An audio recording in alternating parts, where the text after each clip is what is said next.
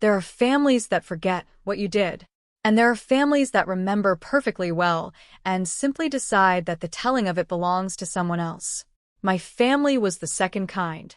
I knew this for most of my adult life, the way you know a splinter is in your hand, a low, persistent awareness you learn to work around, because removing it would require a kind of attention to pain that nobody in our house ever modeled as acceptable. We were not a family that named things. We were a family that managed.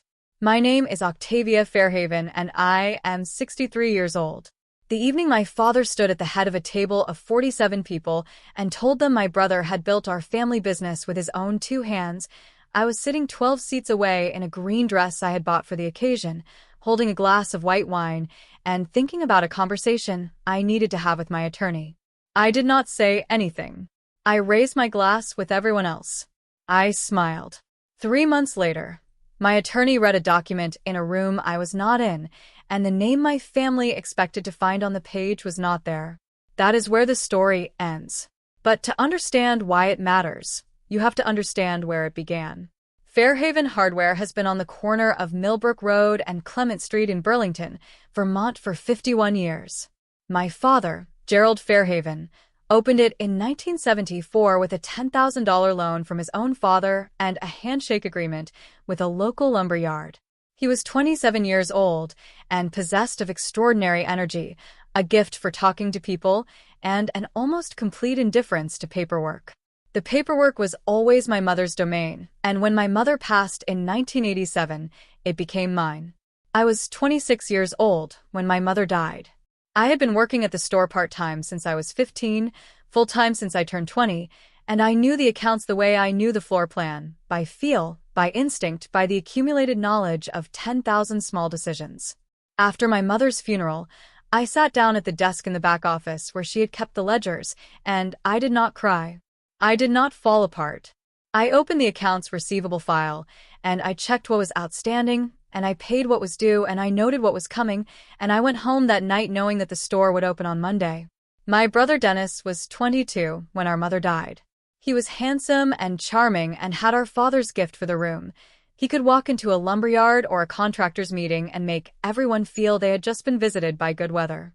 He sold. He shook hands. He made deals over coffee that I would then execute over spreadsheets. This was, for many years, a functional arrangement. I did not particularly resent it. Every business needs both kinds of people. What I resented, and it took me decades to find the word for it, was the telling. My father told the story of Fairhaven Hardware at every opportunity. To customers, to suppliers, to the Chamber of Commerce luncheons he attended every third Thursday. The story went like this. He had built something, and Dennis had grown it. Dennis had the vision. Dennis had the drive. Dennis was the reason the store had survived the 2008 recession and expanded to a second location in Montpelier. In this story, I ran the back office. I was mentioned occasionally as the one who keeps us organized. Once, at a Rotary Club dinner, my father described me to a room of 60 people as our bookkeeper. I had been managing a $2.3 million annual operation, negotiating supplier contracts, overseeing inventory across 2 locations, and carrying the business through a period in which Dennis had gone through a divorce and a subsequent 18 months of unreliability that I covered for in ways my father never knew about and never asked. I was not the bookkeeper. I was the reason there was a business for the bookkeeper to keep. I understood, at some level, why my father did it. Gerald Fairhaven was a man of his generation and his temperament. He genuinely did not register the work that happened on paper as equivalent to the work that happened in the room. To him, presence was performance. Relationship was revenue. What I did was maintenance, and maintenance was not the story. He was not cruel in this, exactly. He was simply incapable of seeing what did not look like him. And Dennis had understood from an early age what the story was, and he had stepped into it without embarrassment and lived there comfortably for 30 years. He never took credit explicitly. He never said, "I built this," directly to my face. He simply accepted, in room after room, year after year, the version of events our father offered and said nothing to correct it, which is its own kind of choice. The dinner was a retirement celebration. My father was turning 81, and he had decided, With some encouragement from Dennis, I later learned to formalize the transition of the business to the next generation. 47 people in the private room at a restaurant on Church Street. Contractors, suppliers, a few long-time customers, members of the Rotary and the Chamber. People who had known Fairhaven Hardware for decades. People who knew me. I had organized the event. I had chosen the restaurant, confirmed the guest list, arranged the dietary requirements, coordinated with the venue on the room setup and the timing of the speeches. I had also, in the weeks prior, completed the preliminary legal paperwork transferring operational management of both store locations into the family LLC. Paperwork my father had asked me to prepare, which I had prepared, and which listed Dennis as primary managing partner. I had read that document 3 times before I filed it. I had not said anything. Dennis gave the first toast. It was warm and funny and slightly too long, as his speeches always were, and it was about our father's vision and legacy, and the thing he had built from nothing. Dennis said the word "we" 4 times. He did not say my name. My father gave the second toast. He talked about the store, about Burlington, about the 51 years of Fairhaven Hardware. He talked about Dennis, Dennis's energy, Dennis's relationships, Dennis's role in the expansion to Montpelier. Your brother is self-made, he said, raising his glass toward Dennis. He built this. Everything I started, he made real. 47 people raised their glasses. I was sitting 12 seats down. I raised mine. Patricia Ingleton, who had been our primary lumber supplier for 11 years and who knew, with the precision of someone who has signed contracts, exactly who she had always dealt with, caught my eye across the table. She looked at me for a moment. I gave a very small, very slight shake of my head. She raised her glass. I drove home alone that night in my Volvo, the kind of quiet that isn't peaceful but isn't angry either. More like settled. I had the leather-bound appointment book on the passenger seat. I'd been carrying it to the event for a note I needed to make before Monday, and in the end I hadn't needed it. I looked at it at a red light on Route 2 and thought about the date written on the tab, March 14th. The day I had a standing call with my attorney, Carly Atchison, scheduled for 9 in the morning. I picked up my phone at the next red light. I called Carly from the car. I need to add something to Thursday's agenda, I said. Of course, she said. What are we looking at? My will, I said. I'd like to review the beneficiaries. I want to be clear about what I was feeling on that drive home because I think it is easy to describe this kind of moment as a sudden igniting of something, as though decades of being erased from your own story finally compressed into a single spark. That is not what it felt like. What it felt like was the quiet recognition of a fact I had known for a long time, arriving at a moment when I was no longer willing to pretend I didn't know it. I had drawn up my original will 11 years earlier, after my own divorce from a man named Roger who was not a bad person but was also not a person I should have married, and in that will I had listed Dennis as primary beneficiary of my personal estate, which at the time was modest. In the years since it had grown. I had savings of $412,600.18. I had a retirement account funded over 30 years of consistent contribution, $881,204.77. I had a personal share of the family LLC, valued most recently at approximately $340,000, a share my father had assigned to me years ago in lieu of a salary increase that never came. And I had the house on Cedar Lake, which my mother had left to me specifically, a 4-bedroom property I had maintained for 26 years that was now worth $687,500 according to the most recent county assessment. I had been meaning to update my will for 3 years. I had not done it because updating it meant deciding what I actually wanted, and deciding what I actually wanted meant sitting with the full truth of what I felt, and what I felt was a thing I had managed around for so long that sitting with it seemed like more effort than the management. That evening I sat with it. I was 63 years old. I had given 37 years of my professional life to a business that would be described, in every speech and every Chamber of Commerce article until the end of time, as something my brother had built. I had no children. I had a small, real, genuinely affectionate circle. My friend Ren Stoddard, who had lived on the other side of Cedar Lake for 30 years and knew every chapter of this. My niece Clara, Dennis's daughter, who was 28 and kind and had called me every birthday without fail. And Patricia Ingleton, who had looked at me across that table tonight and understood without being told. I thought about what I wanted my estate to say about what I had valued. Some kindnesses are loans the lender forgets they're keeping. Some stories have been told wrong for so long that everyone, including the teller, has forgotten there was another version. I was not going to rewrite the public version. That ship had sailed on the retirement dinner. But the document I was going to sign in Carly's office on Thursday morning was mine. And on that document, I was going to tell the truth about who I was and what I had decided mattered.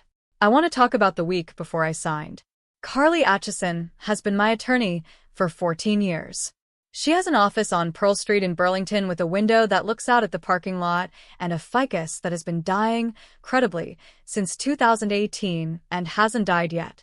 She is methodical and unsentimental, and she will tell you exactly what you are doing and what it will produce and what the alternatives are, and she will do it without any editorial commentary unless you ask for it.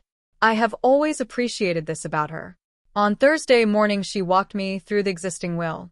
We went line by line. She noted what I had, what was currently designated where, what the tax implications of various changes would be. She was thorough. She did not ask me why I wanted to make changes. The changes themselves were not dramatic. I removed Dennis as beneficiary of my personal estate and LLC share. I designated my niece Clara Fairhaven as primary beneficiary. I left the Cedar Lake house to Ren Stoddard. This surprised even me when I said it, but once I said it I knew it was right because Ren was the person who had sat on that porch with me through every version of the story, and the house had always felt as much hers as mine in the ways that matter. I made a substantial donation to the Burlington Free Library, where I had spent a great deal of time in the years after my mother died, and the store demanded everything.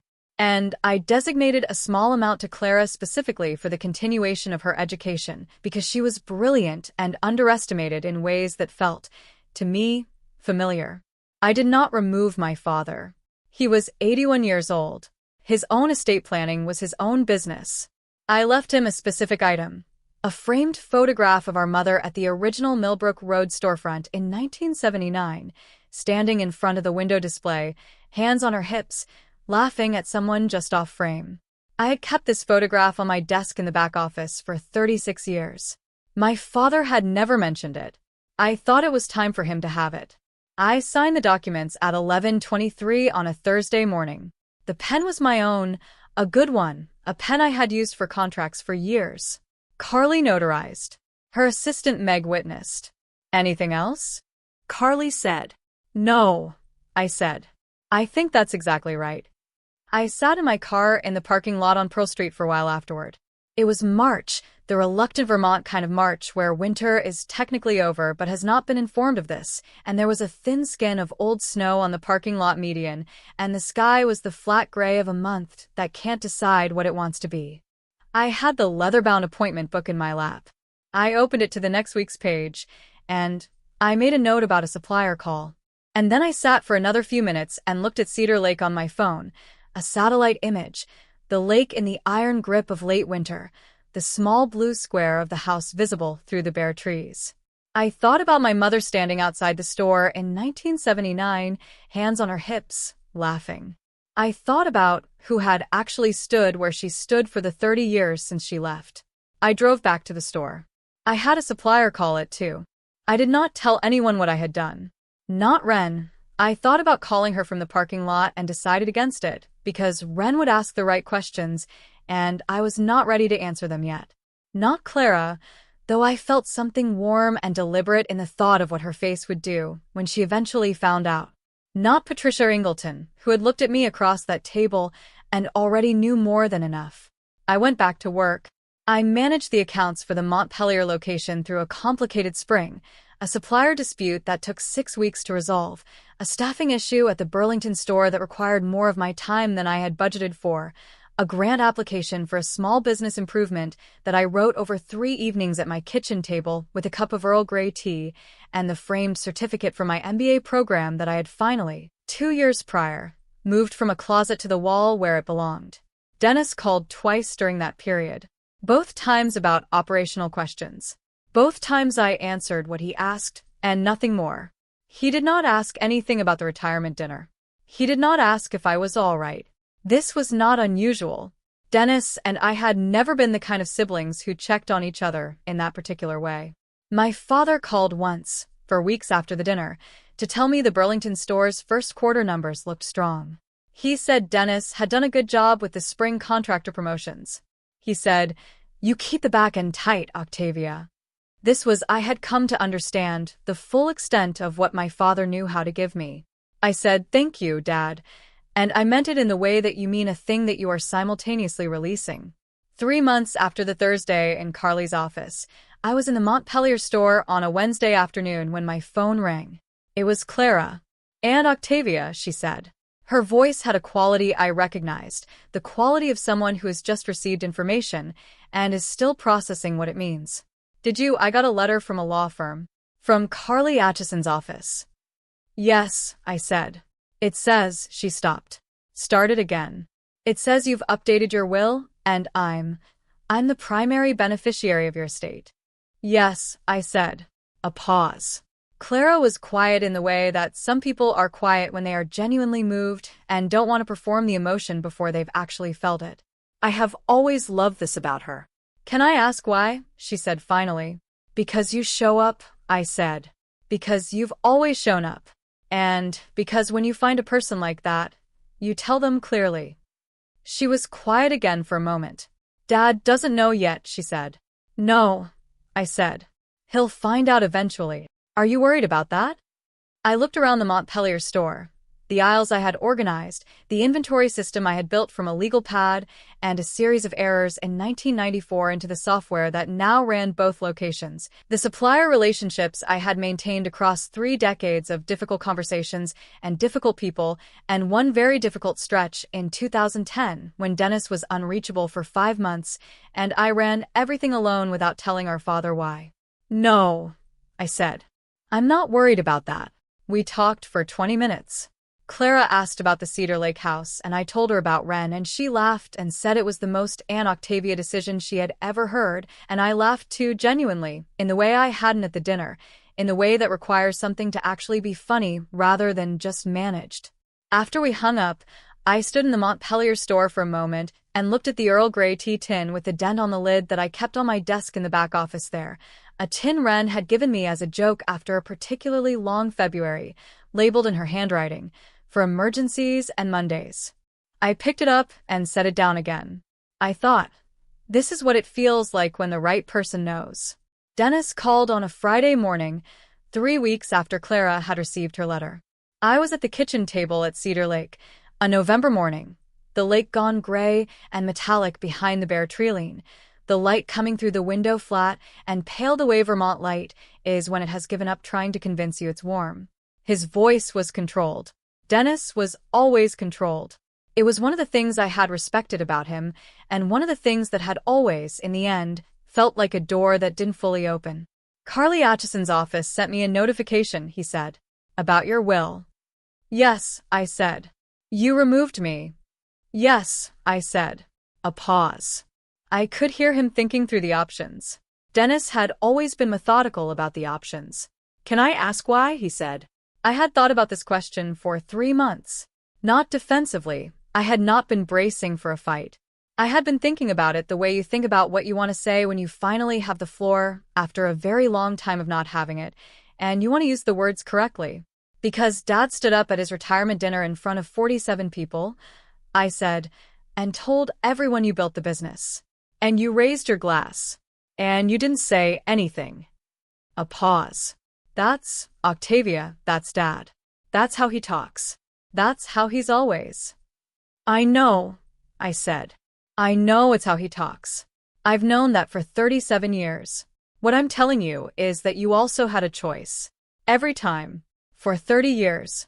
And what you chose every time was to let it stand." The silence this time was different. Less methodical. "I never said I built it," he said. "No," I said. "You never said anything." I heard him exhale slowly.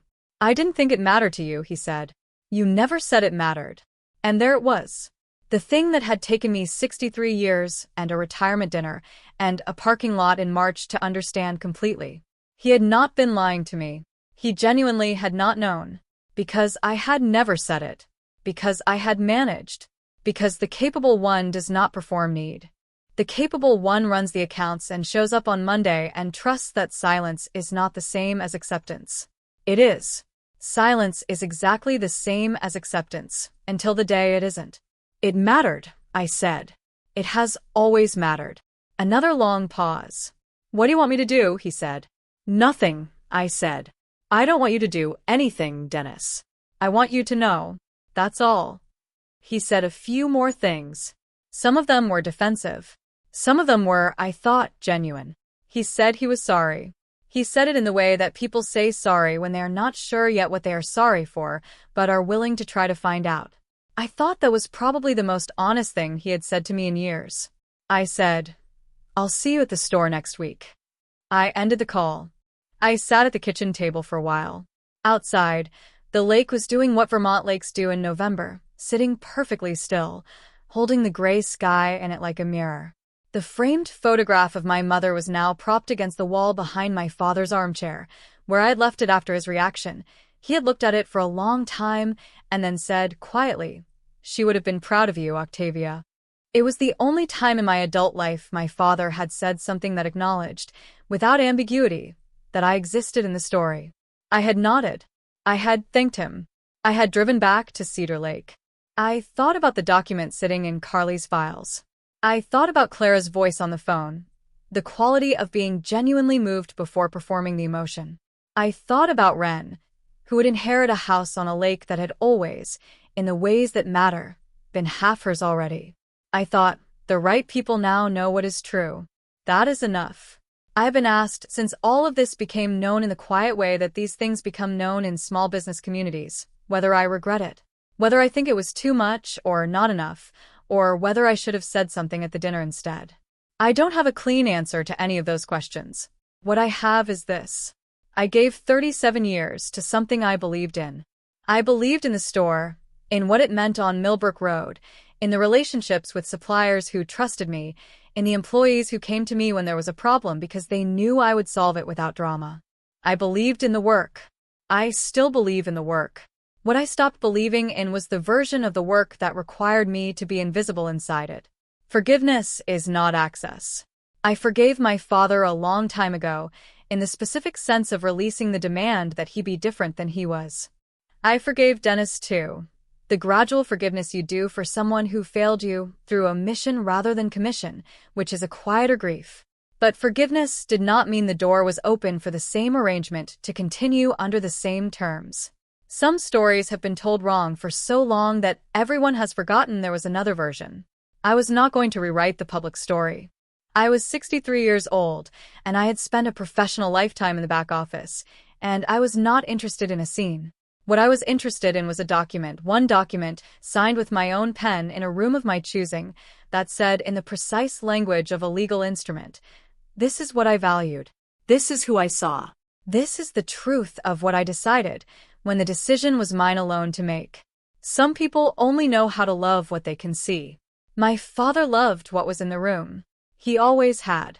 The work that happened on paper, in ledgers, in supplier negotiations at 8 in the morning and inventory audits at 6 at night, that work was real, and it sustained everything he loved about the room, and he never fully knew it. Family is whoever shows up when there is nothing to gain. Clara showed up every birthday for 28 years. Wren showed up on the porch every time I needed the porch.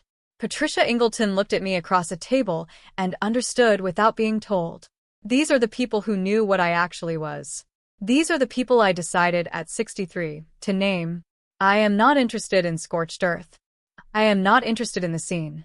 I am interested in precision, the precise act of directing what is mine toward what is true. The document I signed on a Thursday morning in March said nothing loudly.